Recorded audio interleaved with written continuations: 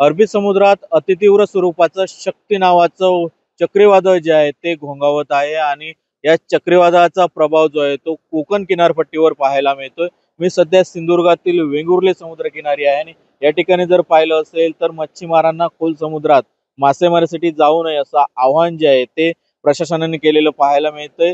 त्यामुळेच या ज्या बोटी आहेत त्या किनाऱ्यावर सुरक्षित ठिकाणी मच्छीमारांनी ठेवलेल्या पाहायला मिळतात। अशी स्थिती सिंधुदुर्गातील सर्वच समुद्रकिनारी पाहायला मिळते आणि काही ठिकाणी जर पाहिलं असेल तर ज्या लाटा आहेत त्या साधारणतः 1 ते 1.5 मीटर उंचीच्या लाटा देखील समुद्रात उसळताना पाहायला मिळतात।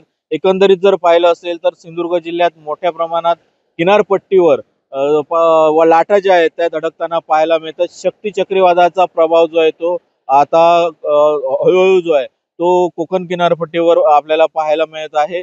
बंदर विभागाने जर पाहिलं असेल तर मच्छीमारांना खोल समुद्रात मासेमारीसाठी जाऊ नये यासाठीचा 2 नंबरचा बावटा जो आहे तो लावलेला आहे आणि त्यामुळेच मच्छीमार जे आहेत त्या आपल्या बोटी ज्या आहेत त्या सुरक्षित ठिकाणी ठेवून असल्याचं पाहायला मिळतंय। एकंदरीत पाहिलं असेल तर मच्छीमारांसोबत पर्यटकांना देखील प्रशासनाने या ठिकाणी सूचना केलेल्या आहेत की समुद्रकिनारी फिरत असताना समुद्राच्या पाण्यात उतरू नये असं आवाहन देखील प्रशासनाने केलं पाहायला मिळतं। एकंदरीत जर पाहिलं असेल तर शक्ती चक्रीवादळाचा प्रभाव जो आहे तो कोकण किनारपट्टीवर होताना पाहायला मिळतोय।